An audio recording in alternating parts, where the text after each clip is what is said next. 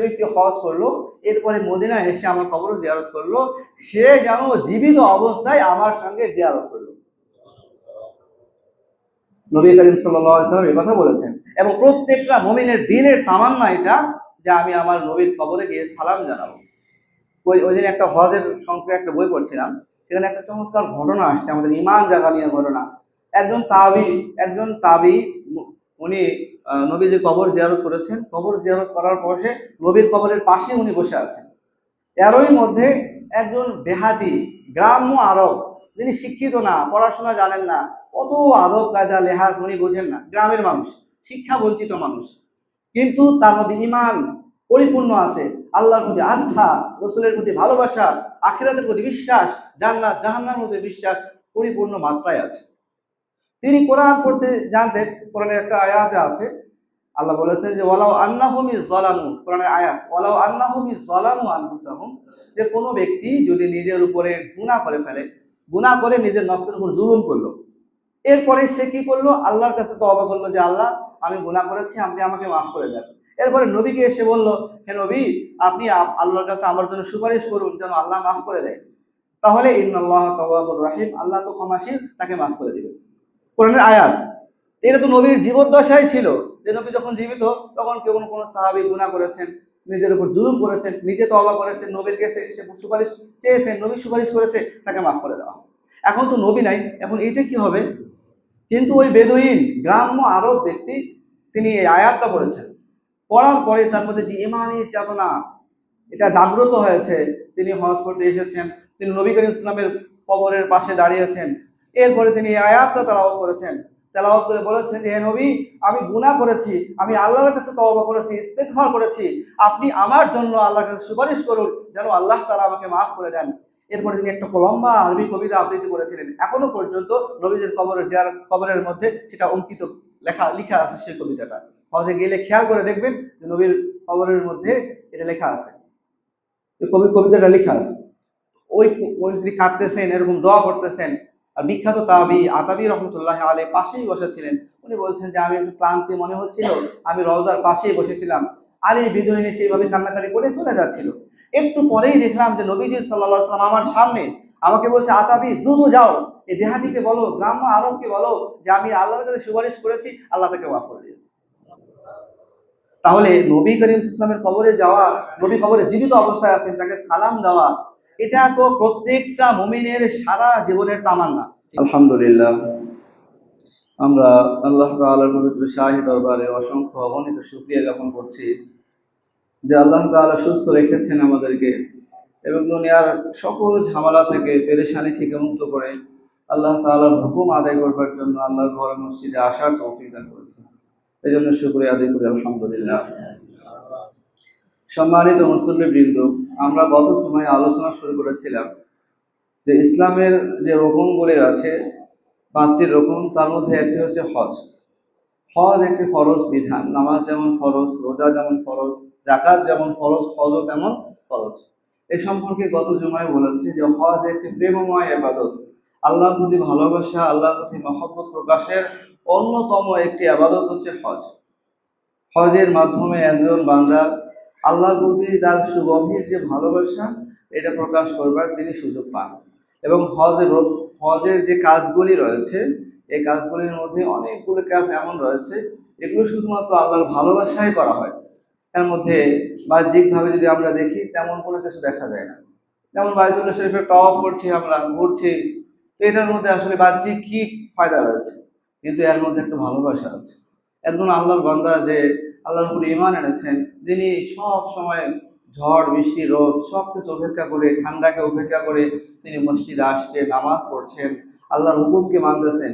প্রচণ্ড গরমের সময় তিনি ক্ষুধার্ত পিপাসার্ত তথাপিও রোজা রাখছেন আল্লাহর ভালোবাসায়। বদ্ধ ঘর, কেউ তাকে দেখছে না, ফ্রিজে ঠান্ডা পানি আছে, ঘরে বৈধ স্ত্রী আছে, সব কিছু সত্ত্বেও শুধুমাত্র আল্লাহর হুকুম পালন করার জন্য সে রোজা রাখছে। সে তার ঘামে রক্তে অর্জন করা যে পয়সা, সে জাকাত হিসাবে খরচ করতেছে, দান সদকা করতেছে। এই যে বিষয়গুলো, আল্লাহর প্রতি ভালোবাসা তার অন্তরে বাড়ছে। আল্লাহর প্রতি ভালোবাসা যখন চরম আকার ধারণ করছে, সে কিভাবে ভালোবাসবে আল্লাহকে? ভালোবাসার বহিঃপ্রকাশ কিভাবে ঘটাবে সে? এই জন্য আল্লাহ তাআলা বান্দার মনের যে একটা চাওয়া, তার যে স্বভাবগত একটা চাহিদা, ভালোবাসার বহিঃপ্রকাশ ঘটানো, তো আল্লাহ তাআলা সেটাও ব্যবস্থাপনা করে রেখেছেন যে বান্দা তুমি তো সরাসরি আমাকে স্পর্শ করতে পারবে না, সরাসরি আমাকে দেখতেও পারবে না, আমার কথাও শুনতে পারবে না, তাহলে আমার প্রতি তোমার হৃদয়ের যে ভালোবাসা, আয়েশ, মহব্বত, এটার বহিঃপ্রকাশ তুমি কেমনে ঘটাবে? বলে চোখে তোমাকে একটা ইবাদত দেওয়া হলো, সেই ইবাদতের নাম হচ্ছে হজ। হজের প্রত্যেকটা পদে পদে এরকম কাজ রাখা হয়েছে, এমন আমল রাখা হয়েছে যেটার মাধ্যমে বান্দা আল্লাহর প্রতি ভালোবাসা নিবেদন করতে পারে। যেমন আমার তাওয়াফের কথা গত জুমায় বলেছি যে একজন মানুষ যখন তাওয়াফ করছে, আল্লাহ লাব্বাইক আল্লাহুম্মা লাব্বাইক লা শারীকা লাক লাব্বাইক ইন্নাল হামদা ওয়ান নি'মাতা লাকা ওয়াল মুলক লা শারীকা লাক, এইটা যখন বলছে সে আল্লাহর ঘর তাওয়াফ করছে, আল্লাহর প্রতি তার ভালোবাসাকে সে প্রকাশ করছে। আল্লাহর রহমত বায়তুল্লাহর উপরে অবতীর্ণ হচ্ছে, সেটাকে ঘিরে সে ঘুরছে। এর যে কি পরিমাণ ভালোবাসা বহিঃপ্রকাশ, যারা হজে গিয়েছেন, বায়তুল্লাহ তওয়াফ করেছেন, তারা এটাকে উপলব্ধি করতে পারবে। আসলে তারা এটা জানেন। এর হজরে আসওয়াদ, সুমু দেওয়া, সাফা মারওয়া, সাই করা, উকুফে আরাফা করা, এই প্রত্যেকটা বিষয়, শয়তানকে পাথর নিক্ষেপ করা, এই প্রত্যেকটা কাজের মধ্যে আল্লাহর প্রতি ভালোবাসা প্রকাশের একটা উপায় রাখা হয়েছে। তো হজ একটি প্রেমময় ইবাদত, আল্লাহর প্রতি ভালোবাসা প্রকাশের একটা ইবাদত। তার আমরা গত জুমায় এই কথাগুলো বলেছিলাম। তো এখানে হজ ফরজ এটা করা হয়েছে। আল্লাহ তাআলা বলেছেন ওয়ালিল্লাহি আলান নাস হিজ্জুল বাইত মান ইসতাতা ইলাইহি সাবিলা। এই আয়াতের মাধ্যমে হজকে ফরজ করা হয়েছে যে ওয়ালিল্লাহি আলান নাস হিজ্জুল বাইত, মানুষের উপরে ফরজ করা হয়েছে যারা বাইতুল্লাহর জিয়ারত করবে, আল্লাহর ঘরের জিয়ারত করবে, হজ করবে, এইটা তাদের উপরে ফরজ করা হয়েছে। মান ইসতাতা ইলাইহি সাবিলা, যার সামর্থ্য রয়েছে সেখানে যাওয়ার। তো হজ ফরজ হওয়ার জন্য কতটুকু প্রয়োজন একটু খেয়াল করে শুনি। হজ ফরজ হওয়ার জন্য এতটুকু সম্পদ থাকলেই যথেষ্ট যে একজন ব্যক্তি বাইতুল্লাহ শরীফে যাবেন, আসবেন, এতটুকু খরচ আছে, এবং সেখানে অবস্থান করাকালীন যে খরচ সেটা তার কাছে আছে, এবং ফিরে আসা পর্যন্ত যাদের ভরণ পোষণ তার জিম্মায়, তার দায়িত্বে আছে, স্ত্রী, সন্তান, পরিবারের যারা আছে, তাদের খরচ আছে। তাহলে যাওয়া আসা সেখানকার খরচ এবং ফিরে আসা পর্যন্ত পরিবারের খরচ, এই পরিমাণ অর্থ যদি কারোর কাছে থাকে এবং শারীরিক সুস্থতা থাকে, তাহলে তার উপর হজ ফরজ হয়ে যায়। তা আল্লাহ তাআলা হজকে ফরজ করেছেন। হজের তো ফায়দা কি, এটা আমরা বারবারই হাদিসের মধ্যে বলি। আল্লাহ রাসূল সাল্লাল্লাহু আলাইহি ওয়াসাল্লাম বলছেন যে আল হাজ্জুল মাবরুর লাইসা লাহু জাযাউন ইল্লা জান্নাহ। হজ যে মাবরুর, মাকবুল যে হজ, যে হজকে আল্লাহ তাআলার হুকুম অনুসারে, রাসূলের সুন্নাহ অনুসারে আদায় করা হয়, সেই হজ, যে হজকে আল্লাহ কবুল করেন, সেই হজের প্রতিদান, সেই হজের সওয়াব শুধুমাত্র জান্নাত, আর কিছু না। সুবহানাল্লাহ। একজন হাজী যদি যথাযথ নিয়ম অনুসরণ করে, হালাল টাকায়, হ্যাঁ, রসুলের আল্লাহর হুকুম অনুসারে, রসুলের সুন্নাহ অনুসারে হজ পালন করে, হজের কার্যাদি সুন্দরভাবে সম্পন্ন করে, আল্লাহর সন্তুষ্টির জন্য হজ করে, তাহলে আল্লাহ তাআলা এই হজের বিনিময়ে তাকে জান্নাত দান করবেন।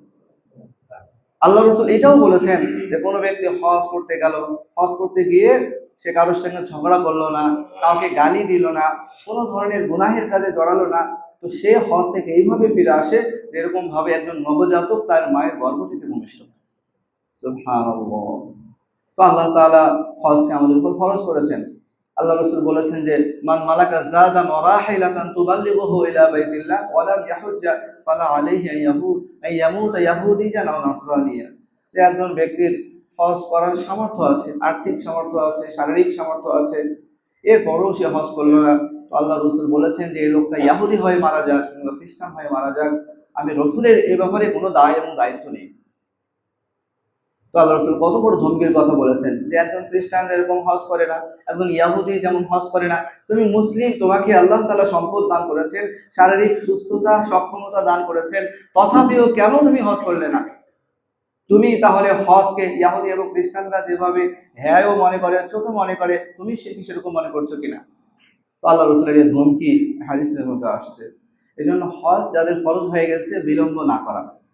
আমরা আমাদের দেশের মধ্যে একটা কালচার এরকম আছে যে হজ করতে হবে কখন, যখন দুনিয়ার প্রতি আশা শেষ, তার ব্যবসা গুটিয়ে ফেলেছে, তার সব কিছু শেষ, শরীর ভেঙে পড়েছে, শরীরে দুর্বলতা চলে আসছে, পায়ে ব্যথা, কোমরে ব্যথা, হাঁটতে পারে না, দাঁড়াতে পারে না, এখন তাকে হজে যেতে হবে।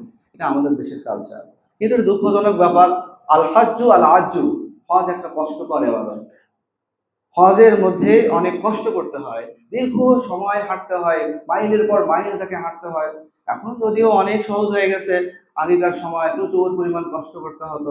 পানির জাহাজে অনেকে গেছেন, এবং মক্কা থেকে যারা, মদিনা থেকে যারা হজ করতে আসছেন, উটের পিঠে চড়ে আসছেন, এরকম মাসের পর মাস তাদের চলে গেছে।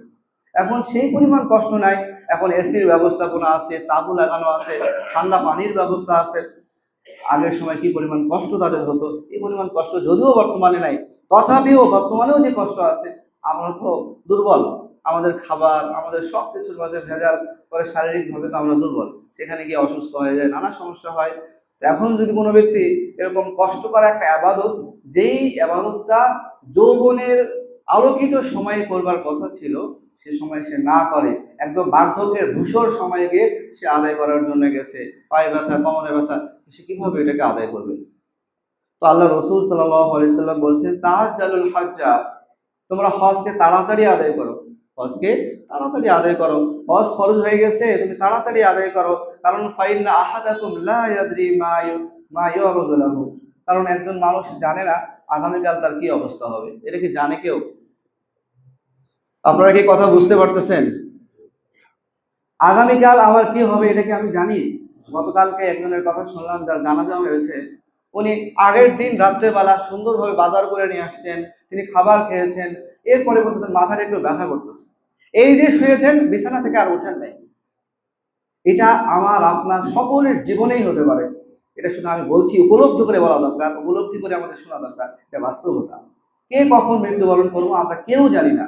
আল্লাহ রসুল সেই কথাই বলেছেন যে তাআজ্জালু ইলাল হাজ্জি, তোমরা তাড়াতাড়ি হজে যাও, দেরি করো না। তোমার হজ খরচ হয়ে গেছে, আর্থিক স্বাবলম্বিতা আসছে, শারীরিক সুস্থতা আছে, তুমি হজে যাও, দেরি করো না তুমি।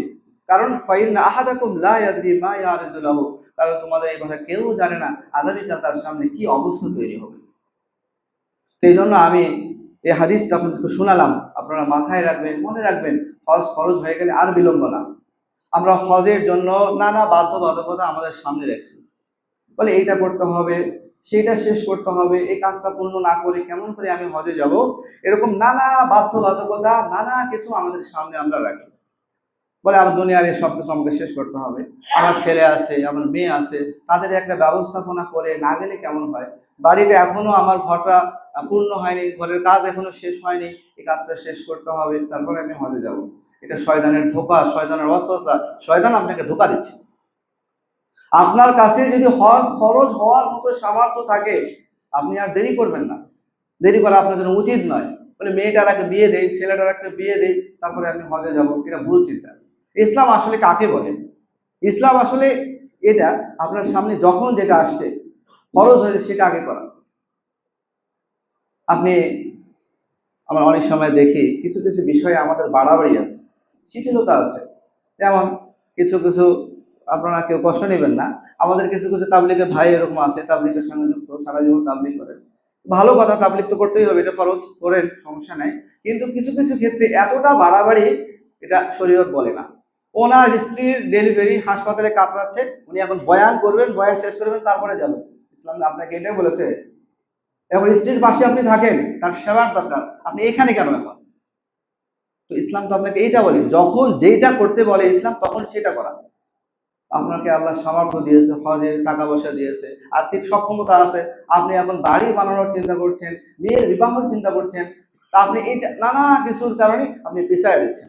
কে বলেছে আপনি আগামী বছর জীবিত থাকবেন? কে বলেছে আপনি আগামী বছর সুস্থ থাকবেন?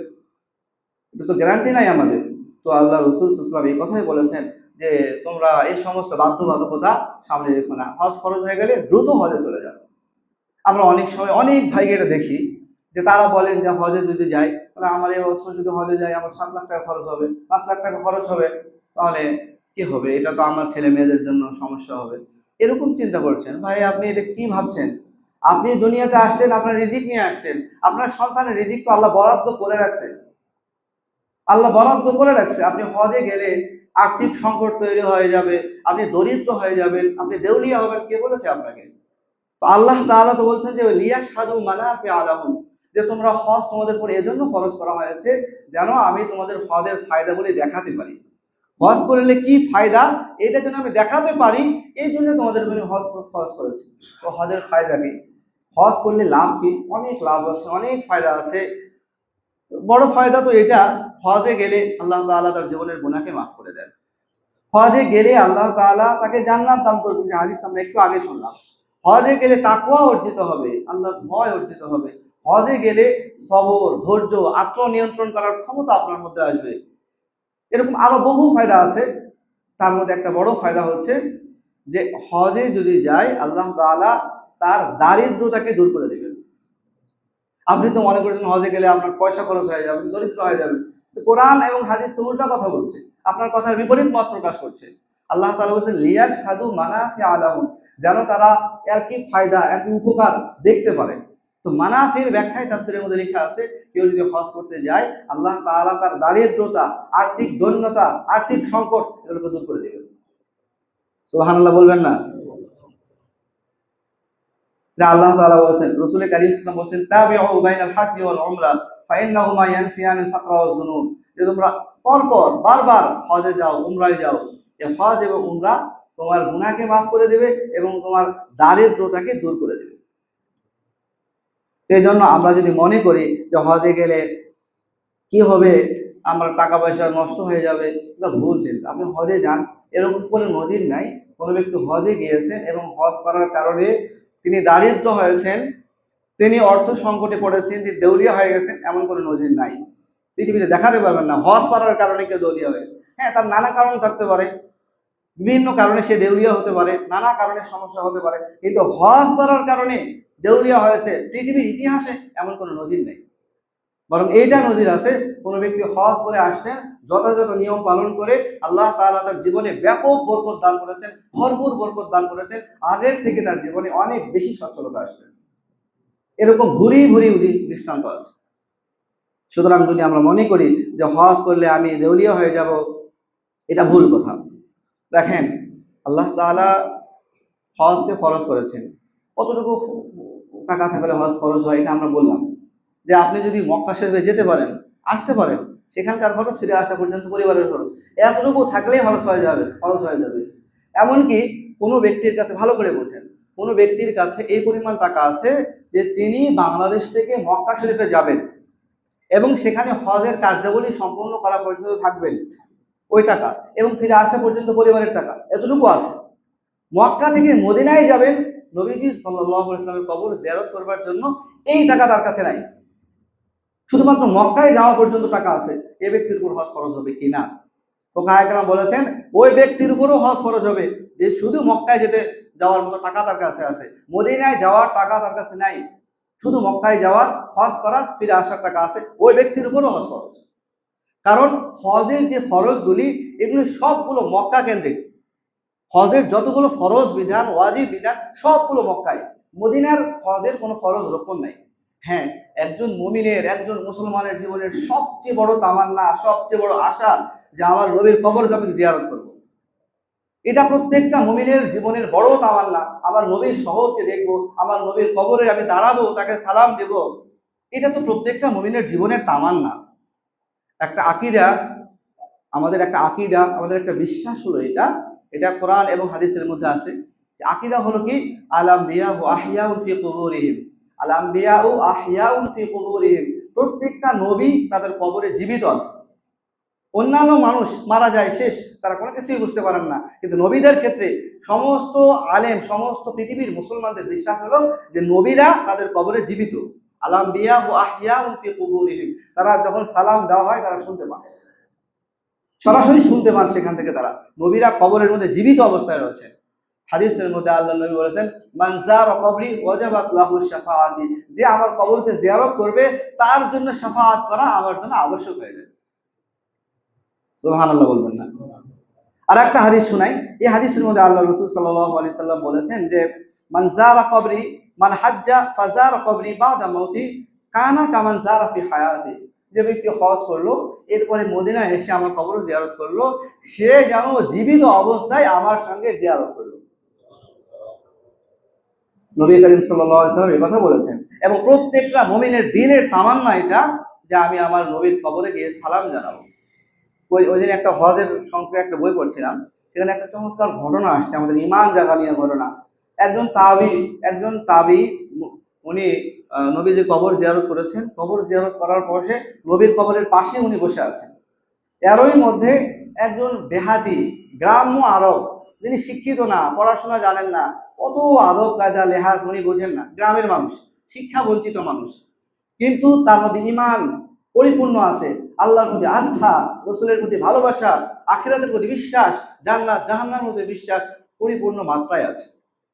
তিনি কোরআন পড়তে জানতেন। কোরআনের একটা আয়াতে আছে, আল্লাহ বলেছেন যে ওয়ালাউ আন্নাহুম ইযলামু, কোরআনের আয়াত, ওয়ালাউ আন্নাহুম ইযলামু আনফুসাহুম, যে কোনো ব্যক্তি যদি নিজের উপরে গুনাহ করে ফেলে, গুনাহ করে নিজের নফসের উপর জুলুম করলো, এরপরে সে কি করলো, আল্লাহর কাছে তওবা করলো যে আল্লাহ আমি গুনাহ করেছি, আপনি আমাকে মাফ করে দেন।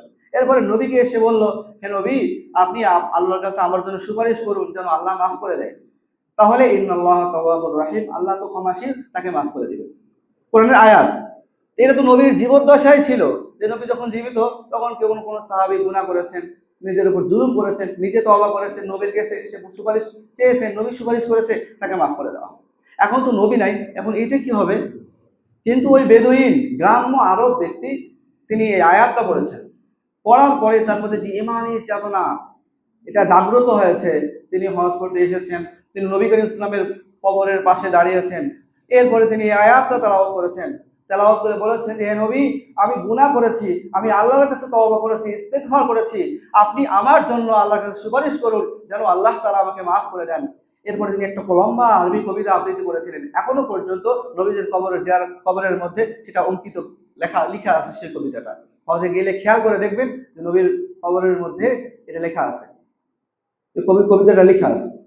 ওই ওই তিনি কাঁদতেছেন, এরকম দোয়া করতেছেন। আর বিখ্যাত আতাবি রহমতুল্লাহ আলাইহি পাশেই বসেছিলেন। উনি বলছেন যে আমি একটু ক্লান্তি মনে হচ্ছিল, আমি রওজার পাশেই বসেছিলাম, আর এই বিদুইনী সেইভাবে কান্নাকাটি করে চলে যাচ্ছিল। একটু পরেই দেখলাম যে নবীজি সাল্লাল্লাহু আলাইহি ওয়াসাল্লাম আমার সামনে, আমাকে বলছে আতাবি দ্রুত যাও, এই দেহাতিকে বলো, গ্রাম্য আরবকে বলো যে আমি আল্লাহর কাছে সুপারিশ করেছি, আল্লাহ তাকে মাফ করে দিয়েছে।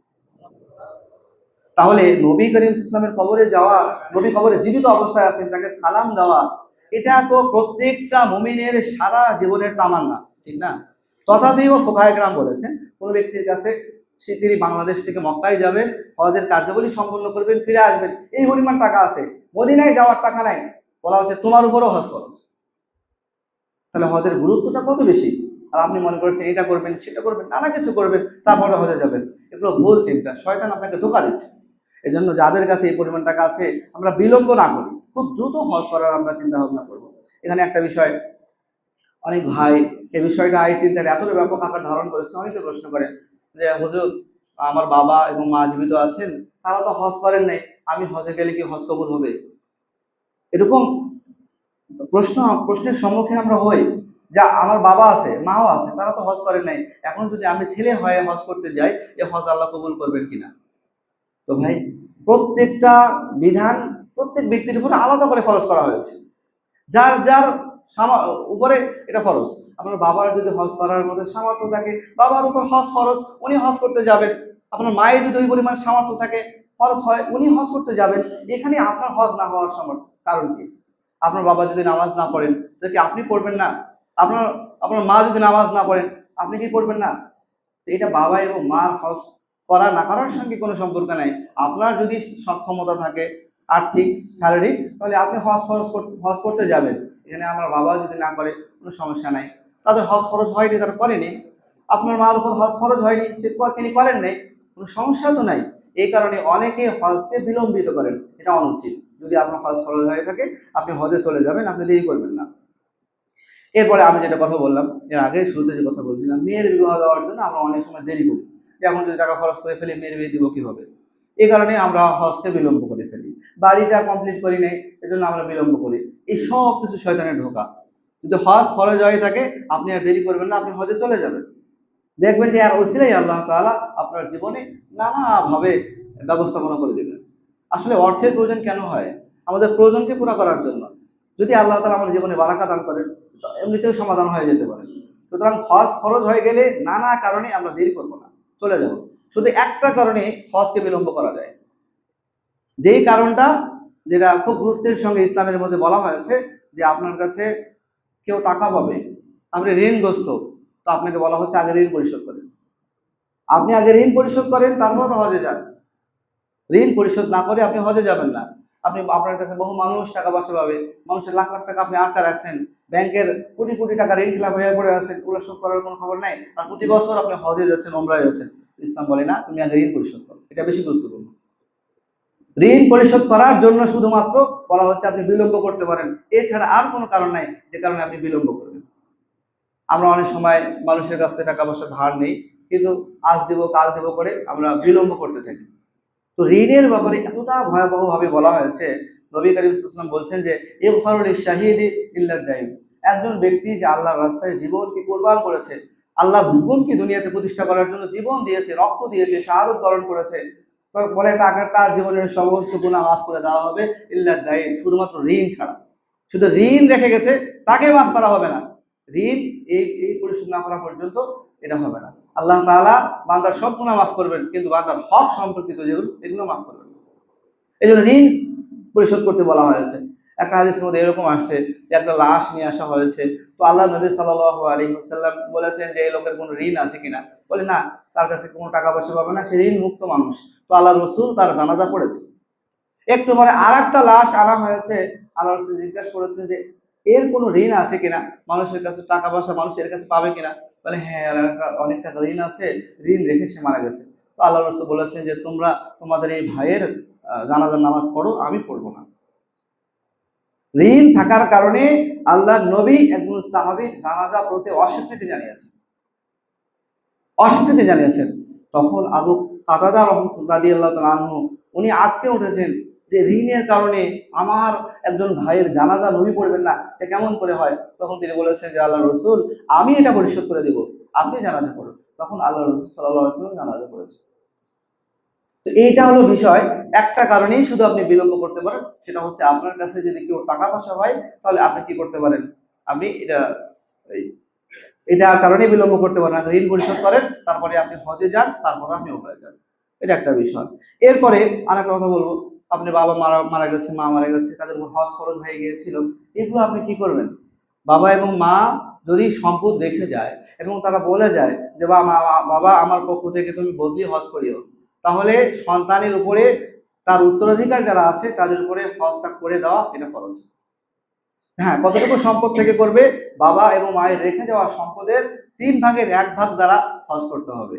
যেমন আপনার বাবা আপনাদের জন্য যে সম্পদ রেখে গেছে, ধরে ধরেন 20 লাখ টাকার সম্পদ রেখে গেল, তিনি ওসিয়ত করে গেছেন যে আমার পক্ষ থেকে তুমি হজ করে দিও, তাহলে সেক্ষেত্রে এই 20 লাখ টাকার 3 ভাগ করলে কত হচ্ছে? এই টাকায় হজ করা যাবে কিনা? যদি এই টাকায় হজ করা যায়, ধরেন 21 লাখ টাকা রেখে গেল, এবছর হজ করতে 7 লাখ টাকা রাখে, তাহলে এই যে 3/1 এই টাকা দিয়ে আপনার বাবার পক্ষ থেকে বদলি হজ করা এটা আপনার উপর ওয়াজিব হয়ে যাবে। আর যদি এই পরিমাণ সম্পদ না থাকে তাহলে ওয়াজিব হবে না। তবে হ্যাঁ, আপনি সন্তান হিসাবে বাবার পক্ষ থেকে আদায় করে দিতে পারেন যদি আল্লাহ তাআলা আপনাকে সামর্থ্য দেয়। তো এই বিষয়গুলো খেয়াল রাখা। এরপরে আমরা নফল হজ করতে যাই, অনেক সময় বারবার নফল উমরা করতে যাই। তো এই বিষয়ে খেয়াল রাখা বিষয়গুলো, যেন আমরা কোনো ধরনের গুনাহের আশ্রয় না। আমি শুনেছি হজের ফরমের মধ্যে এটা লেখা থাকে যে আপনি আর আগে হজ করতে গিয়েছেন কিনা। এখন অনেকে এটা করে যে না, উনি জাননি, অথচ উনি আগে গিয়েছেন। এটা কেন করা হয়? অগ্রাধিকার দেওয়ার জন্য, যে যারা একবার আগে যায়নি তারা আগে যাবে। তো আপনি এখন মিথ্যার আশ্রয় নিলেন, এটা না করা। আর একটা বিষয় হচ্ছে আপনি নফল উমরা বারবার না করে যদি আপনার প্রয়োজন থাকে অন্য কাজে সেটা ব্যয় করা। মনে করেন আপনার পাশে একজন মানুষ খুব বেশি সমস্যায় আছে, তা আপনি হেল্প করেন, তাকে সহযোগিতা করেন, এটা বেশি গুরুত্বপূর্ণ। আব্দুল্লাহ ইবনে মুবারক রহমতুল্লাহ আলাইহি উনি বড় আল্লাহর ওলি ছিলেন। উনি উমরা করার জন্য যাচ্ছিলেন, তো কাফেলা নিয়ে, বিশাল কাফেলা নিয়ে, হঠাৎ করে দেখা গেছে যে এক বস্তির পাশে ওনারা অবস্থান করছিলেন। তো ওখানে ময়লা ফালার একটা জায়গা ছিল। তো একটা ছোট্ট মেয়ে বস্তি থেকে বের হয়ে একটা মরা মুরগি সেখান থেকে নিয়ে চলে যাচ্ছে। তো আব্দুল্লাহ ইবনে মুবারক বলছে এই বাচ্চাকে থামাও। তো বাচ্চাকে যখন থামানো হয়েছে, জিজ্ঞাসা করেছেন তুমি কেন এটা নিয়ে যাচ্ছ? তখন বললো আমরা কয়েকদিন থেকে ক্ষুধার্ত আছি, আমরা কোনো কিছু খাইনি, এটা ছাড়া আমাদের বাঁচার কোনো উপায় নেই, কোনো অবলম্বন নাই, এই জন্য আমি এটা নিয়ে যাচ্ছি। তখন আব্দুল্লাহ ইবনে মুবারক রহমতুল্লাহ আলাইহি ওনার ওমরার সফরকে মুলতবি করে পুরা এই অর্থ ওই বস্তিবাসীর জন্য খরচ করেছে।